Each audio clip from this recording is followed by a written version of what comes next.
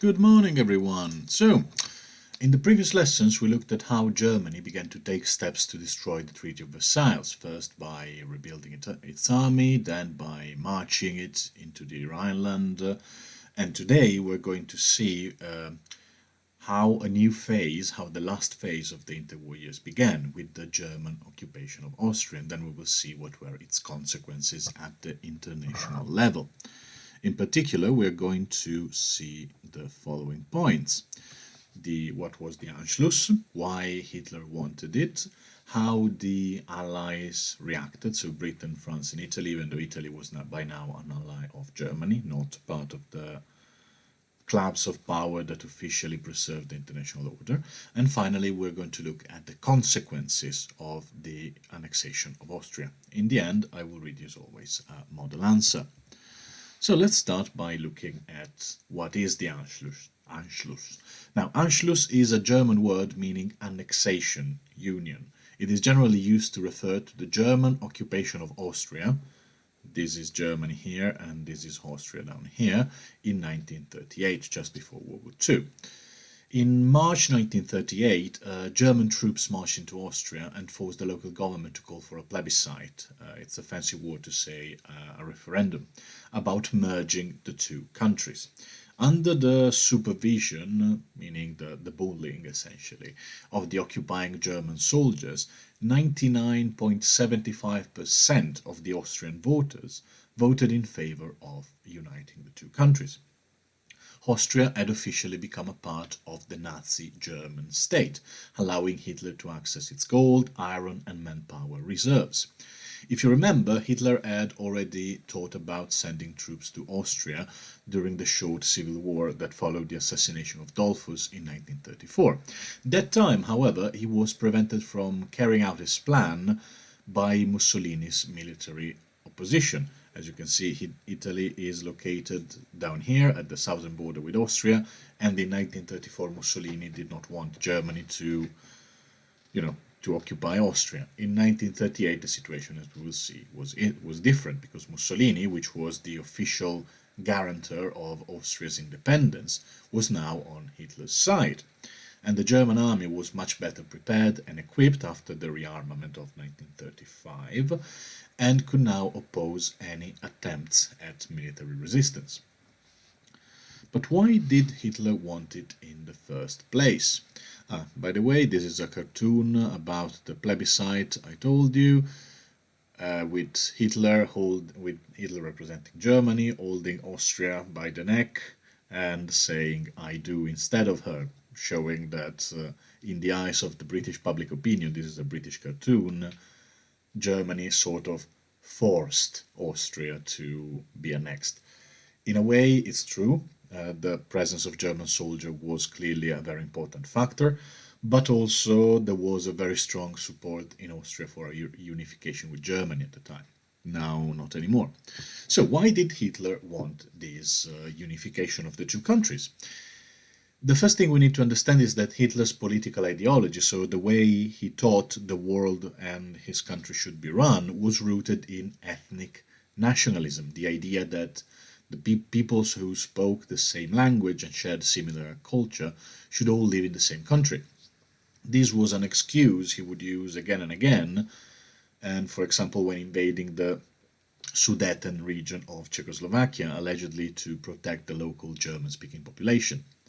Austria is also a country with significant deposits of metals that could be used to supply the army, a lesson that Germany had learned after World War I, when it sort of ran out of resources towards the end of the war, and also Austrian soldiers could be used to increase the size of the German armed forces. On the international level, Hitler used the Anschluss, the occupation of Austria, to test the waters and to see what he could get away with. The answer was obviously quite a lot. First of all, he wanted to test Mussolini's reliability as an ally, checking if he would allow him to invade Austria or if he would oppose him again, as he'd done in 1934. Of course, Mussolini let it slide this time. Most importantly, however, he needed to check how Britain and France would react, and use their reaction as a way to start thinking about future moves. So if they opposed him, then he would take a much more cautious approach. If they didn't, as it actually happened, then he knew that the way was open for further expansion. The three countries that were supposed to guarantee that the treaties were respected, Italy, Britain, and France, did not react to an action that was clearly in contrast, clearly in violation of the Treaty of Versailles. But why? So let's check them one by one. Italy. Now, Italy used to be very concerned about the independence of Austria, being its southern neighbor, and was considered to be the guarantor of its independence. However, after the country had abandoned the League of Nations in 1936, following the Ethiopian crisis, which we discussed a few weeks ago, it had grown much closer to Hitler, and this time Mussolini just let him have Austria. France, on the other hand, was obviously very concerned about Germany becoming stronger and aggressive, and France was the European power that was reasonably the most concerned about all this.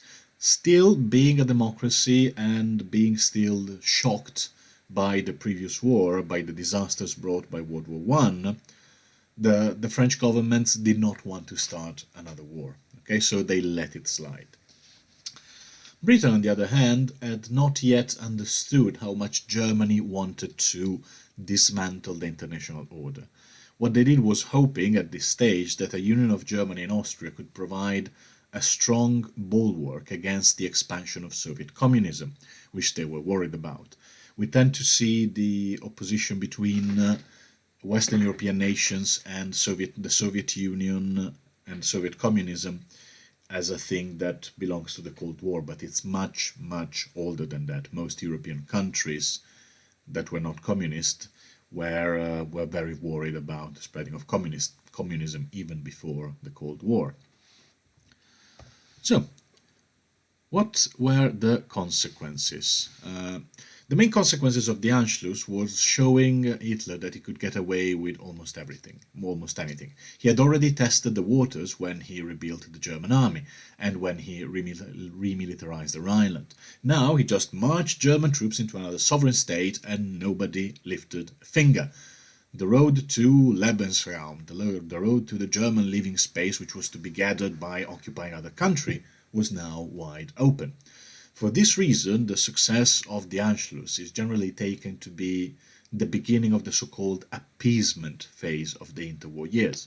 During this period, Britain and France were increasingly worried about Hitler's aggressive expansion, but they did not want to risk a war, and therefore they let him have what he wanted, hoping to quench his hunger for land and power. It didn't work. In the next year, he would go on and attack Czechoslovakia with an excuse. He said that the local German population was being mistreated, and he ended up occupying the entire country. A year later, in 1939, he invaded Poland, despite having assured the other countries that he had stopped expanding the borders of Germany. He was able to do that because, as we have studied before, he had begun a process of rebuilding the German army and could now use not only the vast iron and coal deposits of Germany for its future war effort, but also those of Austria. So, those were more or less the facts, the reason why Hitler wanted the Anschluss, the reaction of the Allied countries, and the consequences in terms of international relations. Now let's read the model answer.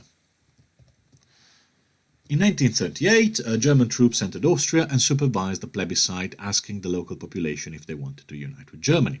The presence of German soldiers in the ballots resulted in 99.75% of Austrians voting in favor of a union with Germany.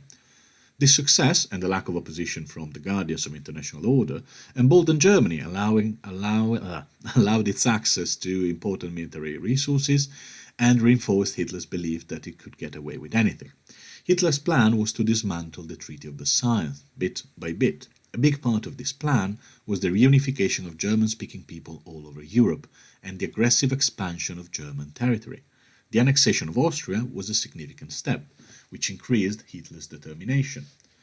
Despite their role as the guardians of the international order that had emerged after the Peace of Paris, France, Britain, and Italy did not object to the Anschluss. Italy was now an ally of Germany, while Britain looked favorably at a unification of the two countries because they spoke the same language and because a stronger Germany would be a bulwark against Soviet communism.